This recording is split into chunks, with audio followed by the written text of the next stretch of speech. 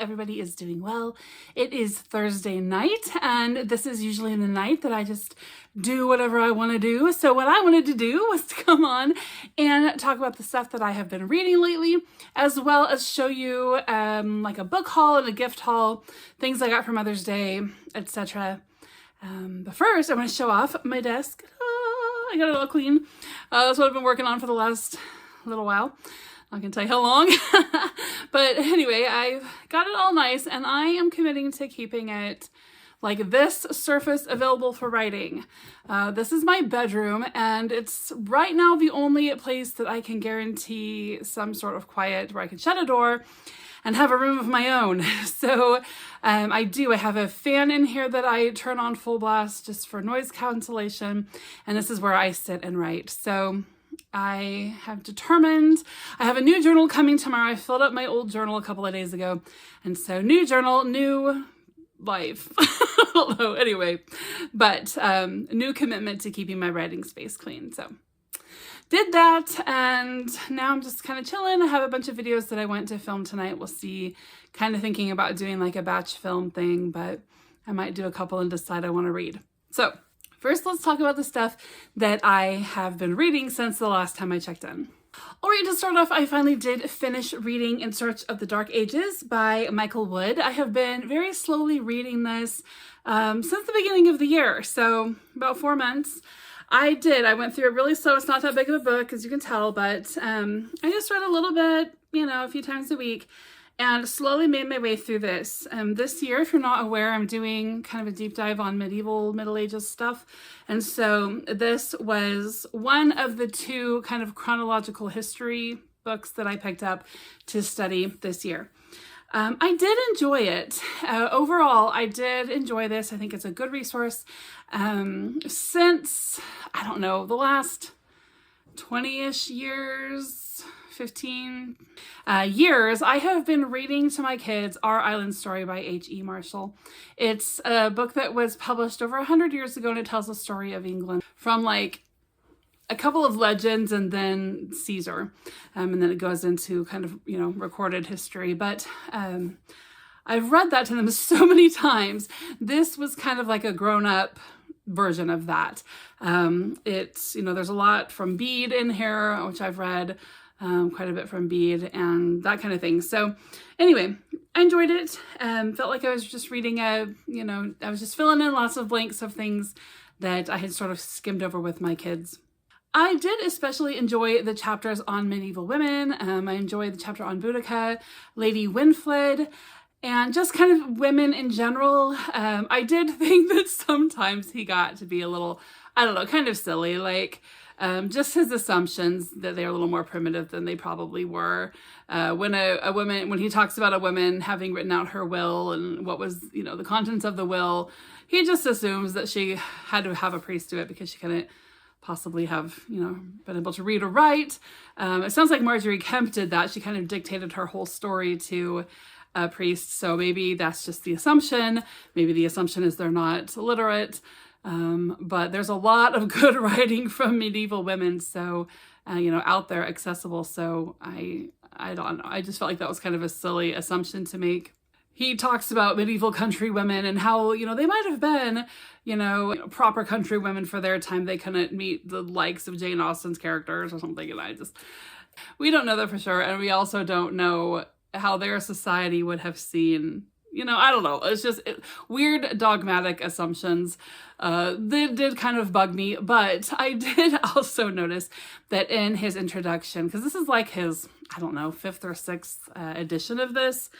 It doesn't actually say, but he's been revising this and republishing it for several decades. And in his introduction, he apologizes all over the place for all of the cases in which he is not as politically correct as he should be, apologizing for former political incorrectness and all that. And so I just wonder how much influence he actually had on this revision and how much influence his, publishers had on it. So anyway, overall, it was a good read. I'm glad I read it. Definitely going to keep it in my library for reference. As you can see, I have a lot marked in here. So yeah, I got a lot out of this. All right, and then next, strangely enough, I read The Black Death and the Transformation of the West. This is by David Herlihy. This is a collection of like 3 essays about the Black Death. And as tiny as it is, if you guys can kind of tell, I got a ton out of this. I got a lot of places marked. I learned a lot from this book. One thing that was really interesting and I think is going to help me tremendously in further studies about the Middle Ages was how when so many people died of this plague, spots were left empty all over the class systems, right? And so you had lower classes rising up to take the place of upper class jobs or, even, aristocratic positions and things because somebody had to fill those spots, right? So you had people voting who wouldn't have been voting before. You had women involved in a lot of things that they hadn't been able to be involved in before. You had people who hadn't owned land before being able to be landowners now. And so a lot of the lower classes were leveling up into these positions. And I just thought it was so interesting that really never occurred to me that that would be a thing, right? But it was. And so I think that's really going to affect a lot of my reading from here on out is that whole concept I just never thought about. Another thing I thought was really interesting was the perspective on death and how that changed during this time. Prior to this plague, people really made death a very gentle part of life, right? Just kind of a next step. And it talked about how the priests would come and give rites and give communion so that they had some food for their passage into the next, step of their life.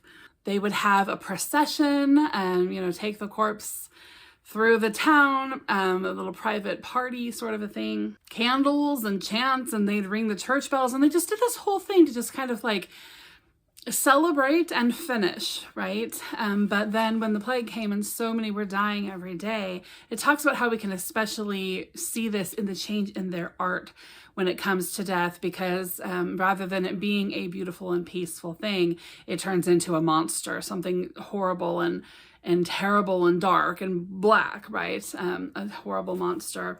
And it talks about, mass graves and just having to throw your, loved ones' bodies onto the cart as it rattled by. And it was just hard, right? It was just hard. And so that was sad to read about those sorts of changes. And then it also talked a lot about the changes in the economy and the way people did business and what things were important and what, the reasons for shortages and that kind of thing. And at the time that I read this, that was May 2nd is when I finished this. So we hadn't yet had all the stuff that we have in the news right now, right, about hantavirus and all of that. So interesting. About a week before COVID, I read a book on the plague as well without realizing that we had a plague coming, right? So I'm not saying it's prophetic. I'm just saying it's a weird coincidence. But yes, this is definitely a good resource. I will be keeping this and going back to it over and over. I am sure there's a lot of good stuff here in this little book. I stirred up a lot of dust cleaning up in my room today. Keep sneezing. All right, I didn't say, but I gave those last 2 books 4 stars. This one, however, only got 2 stars. This is The Medieval Housewife by Toni Mount. This is a book about women in the Middle Ages. And it's kind of one of those, I guess for what it is, maybe it doesn't deserve 2 stars. But compared to the very in-depth study books that I had just read, it seemed pretty shallow. So it's kind of one of those books that you buy like at, a touristy place or a place that you are touring. I got this at the Great Hall. Yeah, the Great Hall in Winchester in 2024. So it's just one of those that kind of like, it's one of those books that just helps you sort of continue the experience, right? Get a little bit more details about the place that you've just visited, and then you kind of are just done. Because if you want to do more, this isn't the kind of book that you would pick for a really deep study. So maybe my 2 stars are unfair. I don't know. But I think I don't like how this is laid out either. It really jumped around from subject to subject, and then it would come back to a subject again. It started off really weird. It started off telling like all of these horrific stories about things that happen to children. And I'm just thinking, if you're trying to hook me with something, sensational. Don't use kids. I mean, come on. So I don't know. I think the main thing that really bugs me about this book is that the author talks a lot about religion without understanding religion herself. It's very clear that she doesn't quite get the mind of a religious, devotee, if you will, like somebody who's really serious about their religion. I don't think that this woman understands that concept, which is fine. I just don't think she should be writing about it. The conclusions she comes to often are really ignorant. I don't think that they would have been written by a person of faith. A lot of times she talks about people's like philanthropy and their offerings to the church, their offerings to God. She talks about them as being something to keep them out of hell, right? Sort of, stay out of hell insurance. Like it'll keep them from the negative judgment of God. Just a couple paragraphs from the end of the book, she says this: alms for the poor were also considered a good investment to ensure the safe passage of the deceased soul through purgatory. As if someone wouldn't be genuine about wanting to help those less fortunate or donate to God's work. It's just kind of odd. And then she ends the book, like the very last sentence is basically making fun of Sabbath keepers by making fun of the Bible and God's commands about keeping the Sabbath holy. So I don't know. This is not the book for me. Was not impressed. One thing I did enjoy about it, and I will keep it for this reason, is she quotes a lot of contemporary sources. I don't know what she has access to, just journals or letters or something, but she quotes a lot, and there's also a lot of artwork in here. So I will keep it for that purpose. It's got a good index at the back, if I ever need to look up something specific. She's got a pretty good bibliography as well. So I think that like maybe the last her end, resources will be a good reason to keep this as a resource in her artwork. But overall, yeah, it just wasn't a great read. All right, and then I finished my Bronte puzzle. So this is The World of the Brontes, and got done with that one. I have been working on this one. It's been out on my table since January or February. So I did definitely take a really long break, but last weekend was crazy. So last weekend on Friday, all I did was work on that puzzle the entire day. That's it. I made food, I worked on that puzzle. And then all I did on Saturday was write in my journal. Like made food, wrote in my journal. Like 17 pages I wrote in my journal. Stopping time for thinking and stopping time for research and a little nap. But other than that, I just wrote in my journal. But yeah, I took hours and hours to finish that puzzle. And that was my Mother's Day weekend. So and then Sunday we had a great Mother's Day celebration. So I'll show you my haul for that here in a minute. But the thing I'm reading now, I'm almost done. This is Jesus Through Medieval Eyes by Grace Hammond. And I am learning a lot from this book. I'm not going to go into too much detail because I am going to talk about it in a later video, but I'm learning a lot. And kind of the point of this book, I wrote it on this napkin, that's why it's my bookmark. I wrote, the whole point of this book is that we see Jesus differently, like each person sees Jesus differently depending on a lot of factors. Parts of this book resonate with me. Parts of it make me cringe. Parts of it I'm indifferent to. And that's the point. Not that Christ changes, but that he reveals himself in personal ways, right? So that's kind of the point of this book. She talks about different characteristics of Christ that the medieval people would have picked up on. It would have been important to them, and they used these different characteristics in their artwork. So far, I'm liking most of it. The only chapter, there's one chapter that I just can't, and it's Jesus as the lover. And it was just, even in my most objective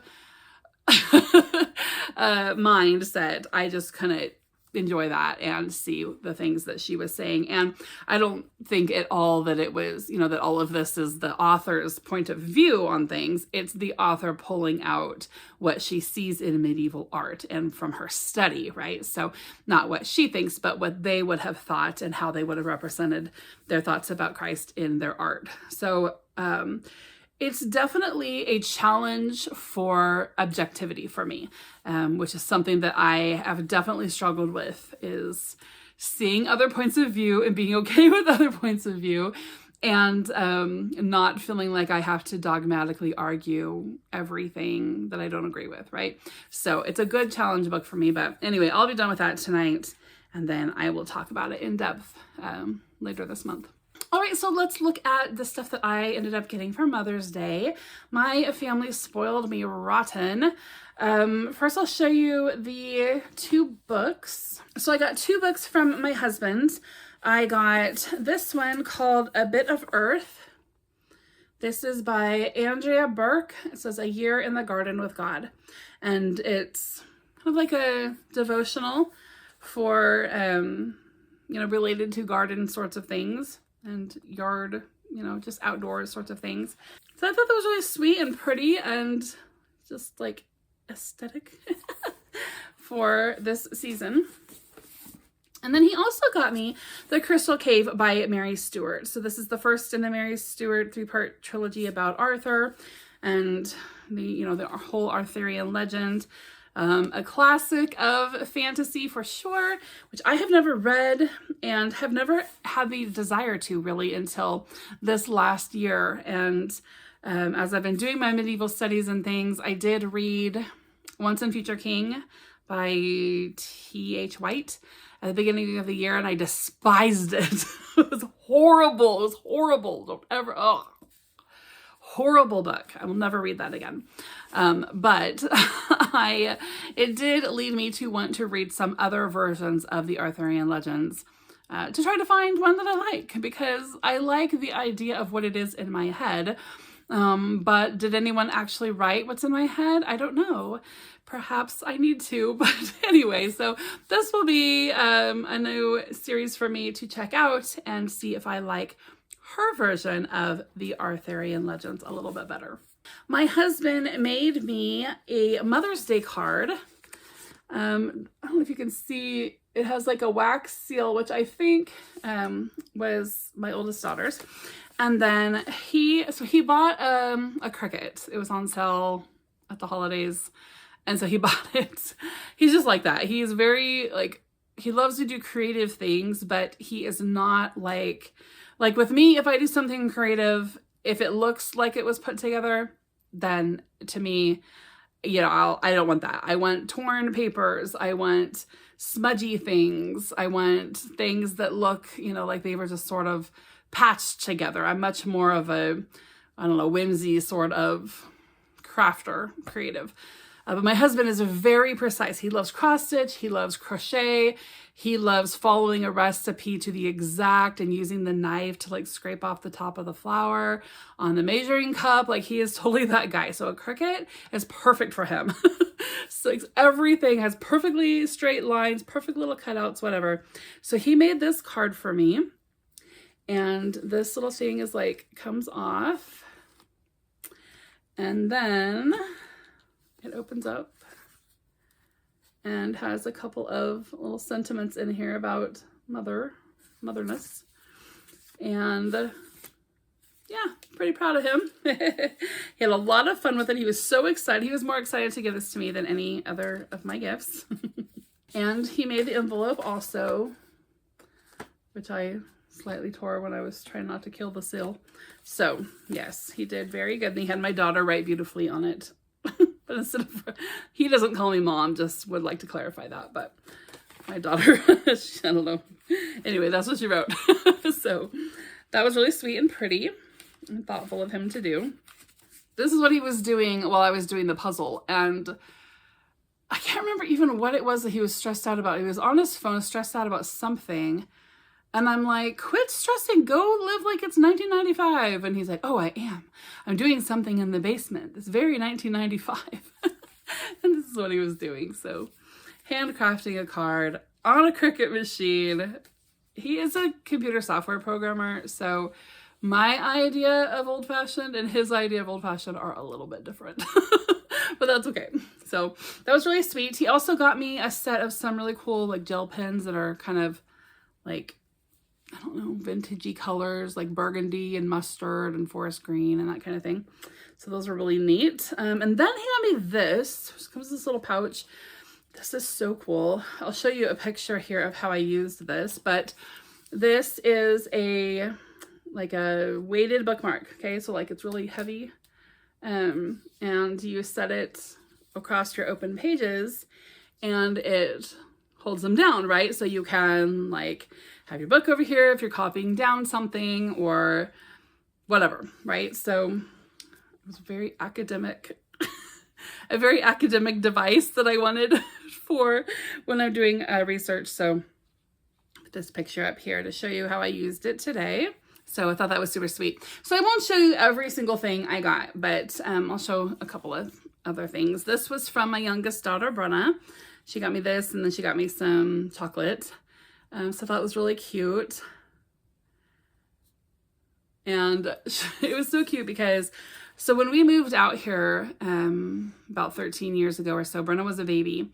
And we came from the Pacific Northwest. And so very different culture, right? And my mom was like, your little girls are going to be so cute, because they were only like almost 1 and, you know, almost 2. She's like, they're going to be so cute because they're going to be all Southern when they grow up to be teenagers. And I was like, yeah, maybe, I don't know. And I don't know, they sort of are. They're sort of Arkansas, but I think my older boys, the more my kids get out into society and do stuff, like my son, who's a police officer, he is 100% Arkansas. My second son, who has been out working with the public for several years, definitely Arkansas. But I don't know about the people who are still here at home with me. But anyway, I'm saying all this to say, when she gave me this, she's like, yeah, I thought it was so pretty. I thought you would love it. I got it out of the Dolly Parton section. I was like, my mom's going to love that. That is so Southern, right? So that was cute. But anyway, that's from Brenna. And then Cynthia got me some chocolate also. And then she got me these earrings. I've got them kind of in here weirdy, but you can kind of tell. They're little strawberries with flowers and leaves. And I love these. We were shopping a couple of weeks ago. I think I told you guys that she was having a big yard sale to earn some money to go clothes shopping. Well, she did. She earned a ton.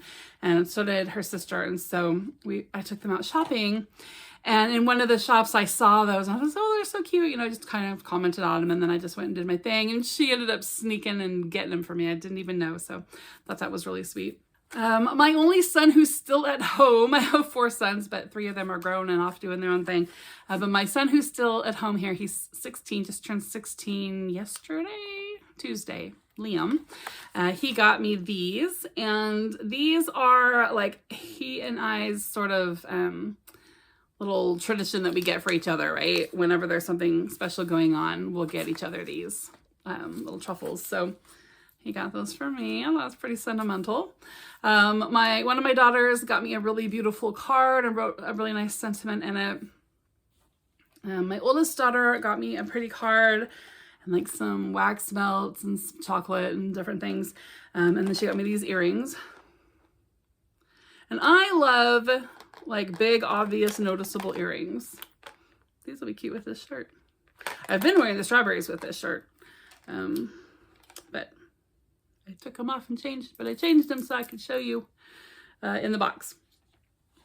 All right, so those are some of my gifts. And then I have 2 books that I hauled.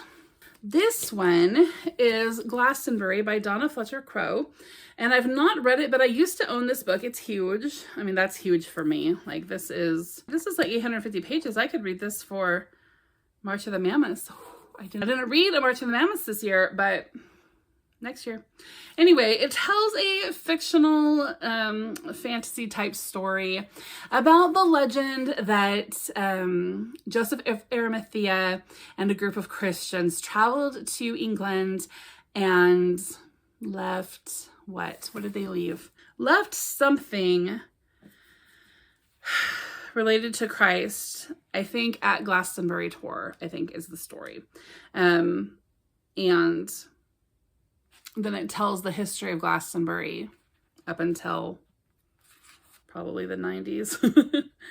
Oh, it says up to the Tudor times. So it starts with Joseph of Arimathea and some other Christian pilgrims Then you got Celtic Britain, Roman Britain, Arthurian Britain, Anglo-Saxon England, Norman England, and Tudor England, and then ends there. So anyway, I do want to read this at some point, but this author, I think she publishes her books. This was published by Crossway, but the majority of her other ones, I think she does self-publish.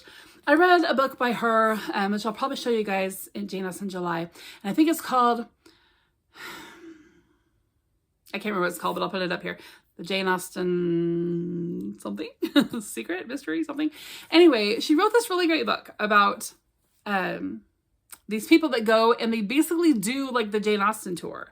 And so I loved reading it because I'd done the Jane Austen tour, right? The first time, and then I came home and read that book. And it was like, I loved reading it because everything was in my memory, right? That all the places that the characters go, I had gone, and I loved it. I loved that book so much. And so I wanted to get some more by her. I mean, I'm talking a long time ago. That was like 2013. That was the last time I read that book. So my, how old was I then? 33. My 33-year-old mind loved it. I don't know what 46-year-old mind would think of now, but anyway, moving on. The last thing I have to show you is this book I got, Jane Austen's Garden by Molly Williams. I got this off of Pango. I had some credit, and this girl was generously selling this for a low price. And it is basically kind of a history of Jane Austen and her stories, as well as information on different garden things, flowers, plants, trees. I am very curious about how many of these things are in Jane Austen's garden at Chawton. Oh, here we go. It does actually, I just happened to turn to a page. It says, later when the women settled in Chawton, references to flowers, including sweet peas, violets, and roses, are scattered throughout Jane's correspondence. Chawton, with its more rural setting compared to Bath, provided her with a closer connection to the natural world, and here she enjoyed a larger garden space near her home, as well as a clear view of plentiful wildflowers in the countryside. So it talks about other places, you know, Steventon and whatever, Bath and wherever else that she lived, but it does talk about Chawton as well, so I've been in her gardens there at Chawton several times, and that's what I was curious about, is how much of these can be found in those gardens. So anyway, I'm gonna at some point in my life read this, but I just wanted to get it. I saw that someone had it for sale and it was so beautiful, and then there was like 4 for sale. Well, I happened to pick the one who just makes you feel so special when you order from her, because she made me a little card. She gave me this set of these paper clips, which the bottom is ripped off because I've already used some of them, and it even has a quote, and it even has the quote from Captain Wentworth, "You pierce my soul, I'm half agony, half hope." And so they're like Jane Austen letter bookmarks, or paper clips. I was like, I guess they could be a bookmark too. I thought that was so sweet and thoughtful. And I just love Pango people, and I always say that I'm going to do my Pango packages so nice, and then every time it's time to send one out, I'm in a hurry and I'm almost late, and I just throw it in an old Amazon bag and call it good. So I need to up my game as far as Pango goes. Guys, I hope you're doing well. Hope everybody is having a great week so far, and you have a fun weekend planned ahead. What are we doing? Nothing Saturday. And then Sunday, we are going to Muskogee, which is a couple hours from here, and we're going to go to the Renaissance Fair. So totally looking forward to that. It's going to be so much fun, and I will definitely make some videos and, you know, show you guys some cool stuff. I did do one last year if you guys are interested. If you guys want to hunt around my channel and find that one, but otherwise I will make you a new one for this year, because our whole family's going as far as I know, and that'll be really fun. All right, guys, hope everybody's doing well. I will see you soon. Bye-bye.